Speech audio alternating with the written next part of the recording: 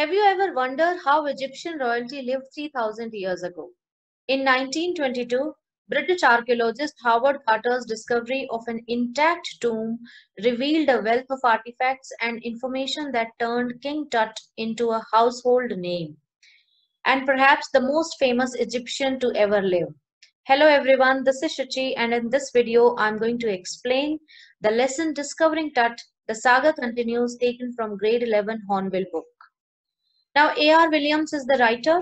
Here you can see the picture.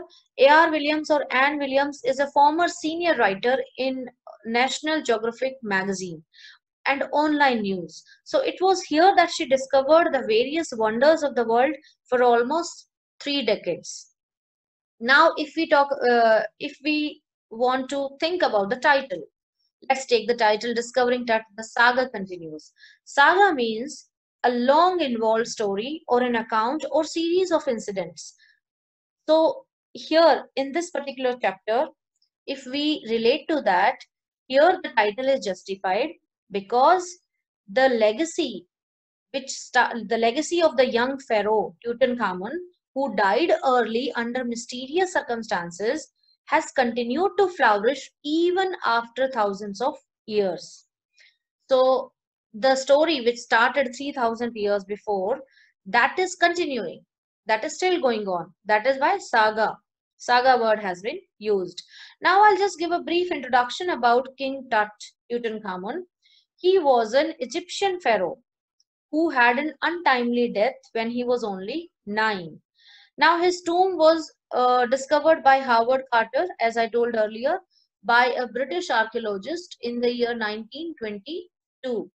And along with his coffin, other daily use items were also discovered, which provides a comprehensive awareness of ancient Egyptian culture. Now let's come back to Tutankhamun, his introduction. So he had an untimely death and under mysterious conditions. Okay, so many theories have been stated regarding his death. Few say that he was murdered in conspiracy involving his own friends and family. Few claim that he died in a battle, or few even state that maybe he succumbed to an infection or illness due to the plague that ravaged Egypt during his time. Now, a team of specialists in radiology, forensics, and anatomy subjected his mummy to a computer tomography. Computer tomography means CT scan. So, the CT scan found no trace of lethal trauma to King Tut's head, and it refuted the claim that he died from a blow to the head. Earlier, the claim was that he died because of the blow to a head. But after the CT scan, that claim was refuted. And it was revealed that the maturity of the skeleton and wisdom teeth confirmed that Tut was about 19 years old. So he was not 9 years old at the time of the death, but 19 years old. So this was revealed by the study of skeleton and wisdom teeth. Now, again, the question remained unsolved. How and when he died actually. So that the circumstances which were mysterious, even today after thousands of years, continued to remain mysterious only. Now we will read the chapter from the textbook. So here our chapter starts, Discovering Tut. The saga continues by A.R. Williams. While reading, we will notice these expressions, and taking the clue from the context, we will guess their meanings. He was just a teenager when he died, the last heir of a powerful family that had ruled Egypt and its empire for centuries. He was laid to rest, laden with gold, and eventually forgotten. Since the discovery of his tomb in 1922, the modern world has speculated about what happened to him, with murder being the most extreme possibility. Now, leaving his tomb for the first time in almost 80 years, Tut was undergone a CT scan that offers new clues about his life and death, and provides precise data for an accurate forensic reconstruction of the boyish pharaoh. So here in this first paragraph, we came to know that Tutankhamun, who was also known as Tut, was a teenager when he died, and he was the last successor of his powerful pharaoh dynasty, which ruled Egypt and its empire for centuries. So now he was laid on rest, heavily loaded with gold, and his tomb was discovered in 1922, which made the world raise a question about his death. What had happened to him, whether he had been murdered, or actually they want to know how he died. So after almost 80 years, his body was about to undergo a CT scan, which would give new information and clues about his life and death. His face would be recreated with the help of a procedure called forensic reconstruction. So forensic reconstruction is a procedure under which face will be reconstructed. An angry wind stirred up ghostly dust devils as King Tut was taken from his resting place in the ancient Egyptian cemetery known as the Valley of the Kings. Dark-bellied clouds had scudded across the desert sky all day and now were veiling stars in cascade grey. It was 6 p.m. on 5th January 2005. The world's most famous mummy glided head first into a CT scanner brought here to probe the lingering medical mysteries of this little understood young ruler who died more than 3,300 years ago. So in this second paragraph, we have noticed that first we will try to guess the meaning of these bold ones. Scudded across. Scudded means moving quickly.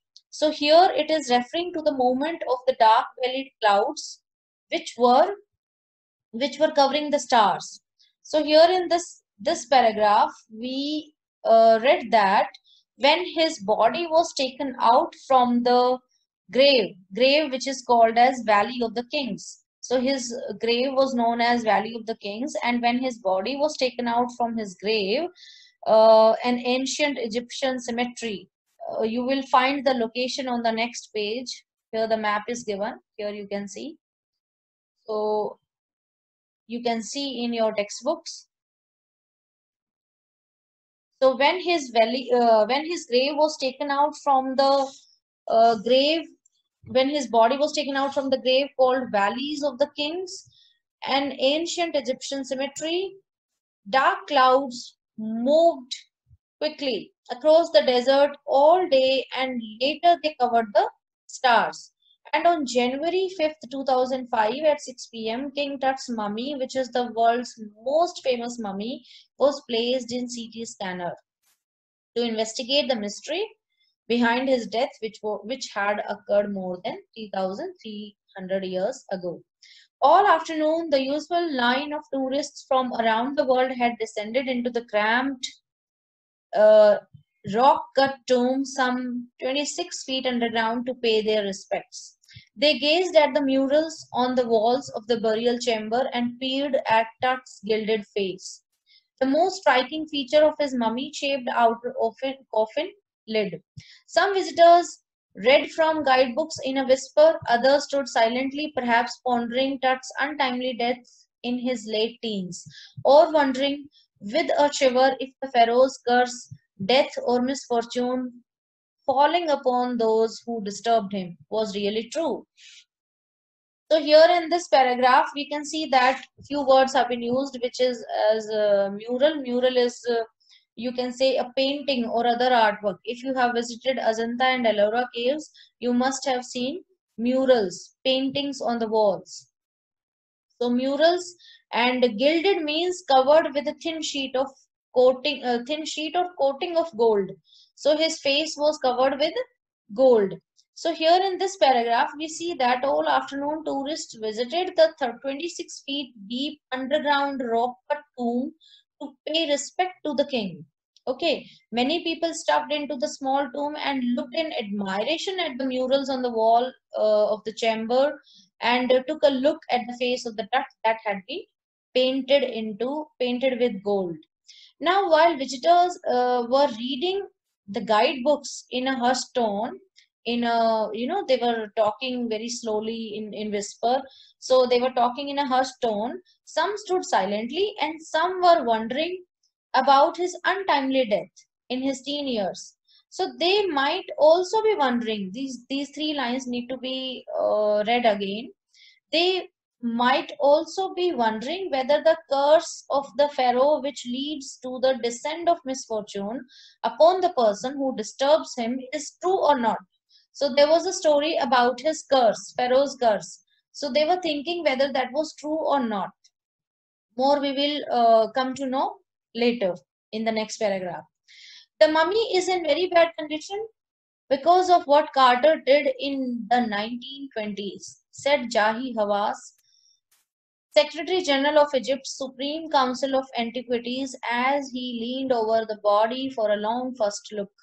Carter, Howard Carter, that is, was the British archaeologist who in 1922 discovered Tut's tomb after years of futile searching. Its contents, though hastily ransacked in antiquity, were surprisingly complete. They remain the richest royal collection ever found and have become part of the pharaoh's legend. Stunning artifacts in gold, their eternal brilliance meant to guarantee resurrection, caused a sensation at the time of the discovery and still get the most attention. But Tut was also buried with everyday things he would want in the afterlife: board games, a bronze razor, linen undergarments, cases of food and wine. So here in this paragraph, we got to know a lot. So first, the difficult words in this particular paragraph. We can see resurrection. Resurrection means restoration to life.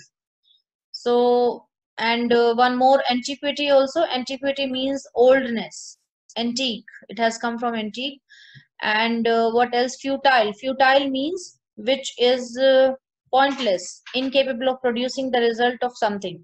So here in this paragraph, we notice that as Jahi Hawass, who is the Secretary General of Egypt's this one Supreme Council of Antiquities, he leaned over. So he bent to take a look, to have a look, and he said that the mummy was in a very bad condition because of what the British archaeologist Howard Carter did to it in 1920s. So when in first paragraph we noticed that Howard Carter had taken the mummy out to do investigation, and he is pointing to that investigation done by Howard Carter. He is saying that now the mummy is in a very bad condition because of what he did to it. He discovered King Tut's tomb in 1922 after a long research. Okay, so the valuable treasures of Tut had been explored earlier too, but surprisingly they were complete. Okay, the treasure found at Tut's grave is the richest till date and has come to be known as the Pharaoh's legend. It has artifacts in gold which are eternally beautiful and as good as new. So such artifacts still get attention. Tut was buried with things of daily use like a razor made of bronze, games, linen undergarments, and boxes of food and wine which he could use in next life. This line also tells us about the beliefs of Egyptian people in life after death. After months of carefully recording the pharaoh's funerary treasures, Carter began investigating his three nested coffins. Opening the first, he found a shroud adorned with garlands of willow and olive leaves, wild celery, lotus petals, and cornflowers, the faded evidence of a burial in March or April. When he finally reached the mummy, though he ran into trouble, the ritual resins had hardened, cementing Tut to the bottom of his solid gold coffin. No amount of legitimate force could move them. Carter wrote later what was to be done. Now, here in these lines, funerary treasures means the valuable things with which the king was buried, and legitimate means reasonable. So, in these lines, we came to know that Carter took a few months to record the treasures found in the Tut's grave. Then he began investigating his three coffins, which were nested one in another. Okay, three nested coffins means which were nested in one in another.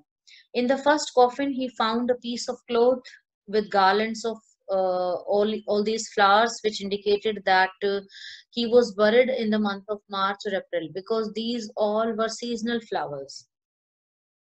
And then when he reached to the third coffin, he was in a trouble. Why he was in trouble? Because the body had got hardened due to the resins which had cemented the body, and it had stuck to the bottom of the coffin, which was made of gold. So now Carter wondered what to do next, because no legitimate, again, no reasonable force could move them. Okay, so he was not able to remove the dead body. Carter wrote later what was to be done, and now he was wondering what to be done to separate the body from the coffin. The sun can beat down like a hammer this far south in Egypt, and Carter tried to use it to loosen the resins. Resins, I would like to tell here, resins means it's a sticky, flammable substance that is insoluble in water. So he tried to put the mummy in the hot sun. So the ritual resins had hardened, cemented, for several hours. I'll just go down, next page. For several hours, he set the mummy outside in blazing sunshine that heated it to 149 degrees Fahrenheit. Nothing budged. Nothing budged means nothing moved. He reported with scientific detachment that the consolidated material had to be chiseled away. Chiseled away means to remove something by cutting. So, to cut something with a chisel. So chiseled away from beneath the limbs and trunk before it was possible to raise the king's remains. In his defense, Carter really had little choice. If he hadn't cut the mummy free, thieves most certainly would have circumvented the guards. Circumvented means made their way through. So they would have figured it out how to steal the valuable things and ripped it apart to remove the gold. In Tut's time, the royals were fabulously wealthy, and they thought or hoped they could take their riches with them. For his journey to the great beyond, King Tut was lavished with glittering goods, precious collars, inlaid necklaces and bracelets, rings, amulets, a ceremonial apron, sandals, sheaths. Sheaths means coverings here. Sheaths for his fingers and toes, and the now iconic inner coffin and mask, all of pure gold. To separate Tut from his adornments, Carter's men removed the mummy's head and severed nearly every major joint. So, in this paragraph, we came to know that during Tut's time, the royals were fabulously wealthy, and they were buried using lot of amount of gold. So, because they had a belief that after death they could take the wealth along with them. So, for his life, he was given precious things. He was put all these things along with his body, and Carter's men removed his head and every joint of the body. So this one, where I was, yeah. Once they had finished, they reassembled the remains on a layer of sand in a wooden box with padding that concealed the damage, the bed where Tut now rests. So it was his resting place. So after they had finished, they reassembled the remains in a wooden box with padding filled with a layer of sand to conceal the damage. Archaeology had changed substantially in the intervening decades, focusing less on treasure and more on the fascinating details of life and intriguing mysteries of death. It also uses more sophisticated tools, including medical technology. In 1968, more than 40 years after Carter's discovery, an anatomy professor x-rayed the mummy and revealed a startling fact. Startling means which is unexpected or surprising. Beneath the region that cakes his chest, his breastbone and front ribs are missing. So, what happened when in this paragraph, the writer is saying that in past few decades, archaeology has changed as it now focuses on the details of life rather than the details of life and mysteries of death rather than the focusing on treasure. So now it uses more advanced medical technologies and tools for research. In 1968, an anatomy professor x-rayed Tut's mummy and revealed that the front ribs and his breastbone were missing. Today, diagnostic imaging can be done with computed tomography. It means CT scan or CT, by which hundreds of X-rays in cross section are put together like slices of bread to create a three-dimensional virtual body. What more would a CT scan reveal of TUT than the X-ray? And could it answer two of the biggest questions still lingering about him? How did he die, and how old was he at the time of death? King Tut's demise was a big event, even by royal standards. He was the last of his family's line, and his funeral was the death rattle of a dynasty. So here we can see that death rattle means actually if you see the dictionary, you will find the meaning that it means the gurgling sound produced in a throat of a person who is about to die. So what here we notice that now with the advancement of technology like CT scan or X-ray, so with the help of this technology, King Tut's body would be scanned to find answers of two questions: how he died and how old was he at the time of his death. Because his death was a shock to the royals, also as he was the last person of his family, and his funeral indicated the diminishment of his uh, dynasty. Okay, so however, what happened after his death is still not clear. And his this one, King Tut's demise was a big event, even by royal standards. He was the last of his family's lines, and his funeral was the death rattle of a dynasty. It means that it indicated towards the diminishment of his family line, his dynasty. But the particulars of his passing away and its aftermath are unclear. Aftermath means after effects of an unpleasant event. So it is still unclear. Amenhotep III, Tut's father or grandfather, was a powerful pharaoh who ruled for almost 4 decades at the height of the 18th dynasty's golden age. His son, Amenhotep IV, succeeded him and initiated one of the strangest periods in the history of ancient Egypt. The new pharaoh promoted the worship of the Aten, the sun disk, changed his name to Akhenaten, or servant of the Aten. Aten is the god, the sun god, you can say.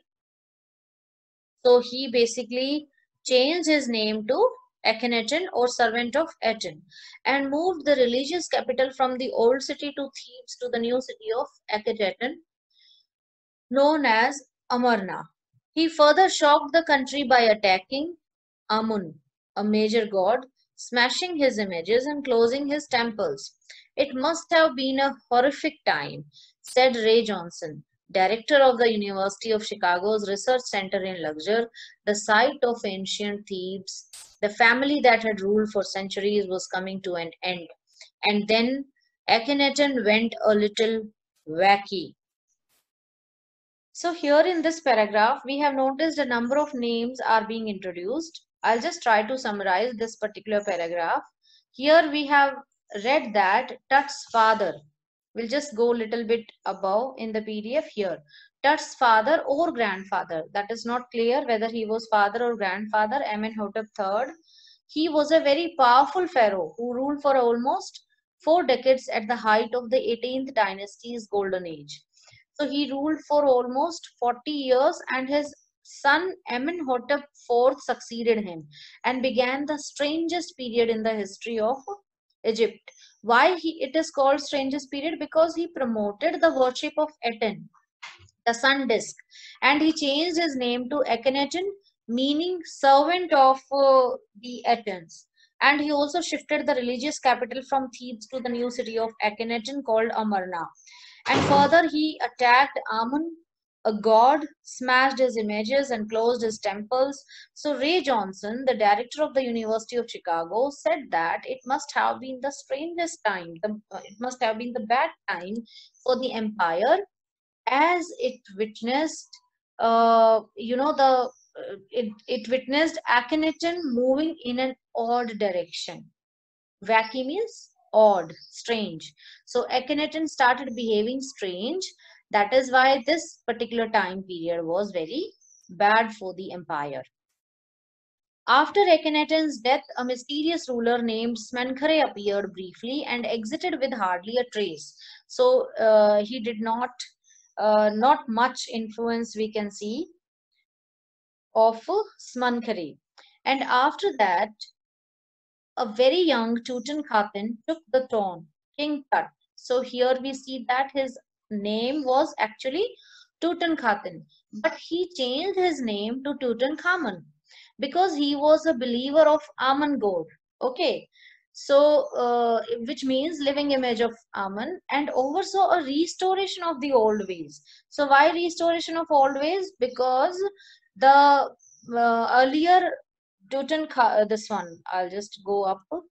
Yeah, earlier Akhenaten had started having a belief in Aten, and he stopped worshipping Amun. But Tut restored the old ways, and that is why he changed his name to Tutankhamun. He reigned for almost 9 years and then died unexpectedly. Regardless of his fame and the speculations about his fate, Tut is one mummy among many in Egypt. How many? No one knows. The Egyptian Mummy Project, which began an inventory in late 2003, has recorded almost 600 so far and is still counting. The next phase, scanning the mummies with a portable CT machine donated by a National Geographic Society and Siemens, its manufacturer. King Tut is one of the first mummies to be scanned. In death, as in life, moving regally ahead of his countrymen. So here in this paragraph, this last line, this King Tut is one of the first mummies to be scanned. This particularly mean that King Tut was a prominent figure when he was alive, and when why he was prominent figure, because in his rule of 9 years he made bold decisions and maintained his rule. Okay, so bold decisions like he started following God Amun again. So that was a bold decision. So he took bold decisions and you know, just as the king, he was a leading figure when alive, he remains so even in his death by being the first mummy. It was the first mummy to be scanned to come in contact with such advanced technology. So that is, in his case, that is why it is special. A CT machine scanned the mummy head to toe, creating 1,700 digital X-ray images to cross-section. Tut's head scanned in 0.62 millimeter slices to register its intricate structures, takes on eerie detail in the resulting image. With Tut's entire body similarly recorded, a team of specialists in radiology, forensics, and anatomy began to probe the secrets that the winged goddesses of a gilded burial shrine protected for so long. So here in this paragraph, it means that all these experts started examining the secrets of the grave that had been protected by flying goddesses. Winged means which can fly. Flying goddesses for a long time. Now, next paragraph. The night of the scan, workmen carried Tut from the tomb in his box, like pallbearers. Pallbearer means a person who helps to escort a coffin at a funeral. So the night of the scan, workmen carried Tut from the tomb in his box. Like pallbearers, they climbed a ramp and a flight of stairs into the swirling sand outside, then rose on a hydraulic lift into the trailer that held the scanner. 20 minutes later, two men emerged, sprinted for an office nearby, and returned with a pair of white plastic fans. The $1 million scanner had quit because of sand in a cooler fan. Curse of the Pharaoh, joked the guard nervously.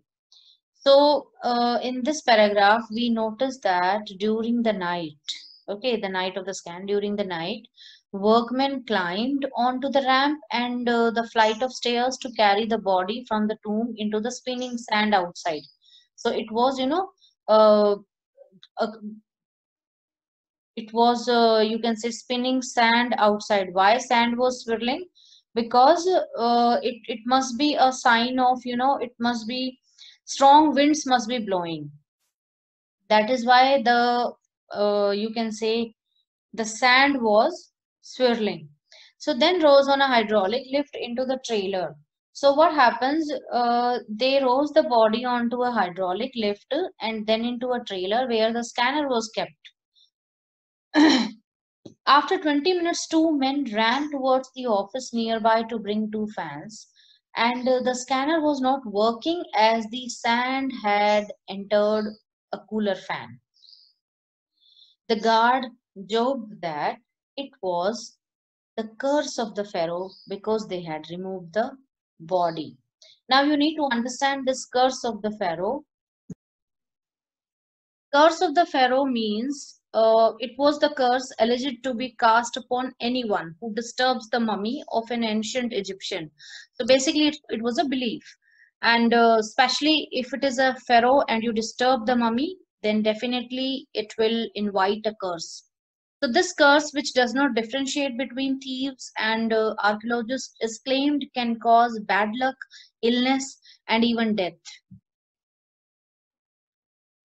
Eventually, the substitute fans worked well enough to finish the procedure.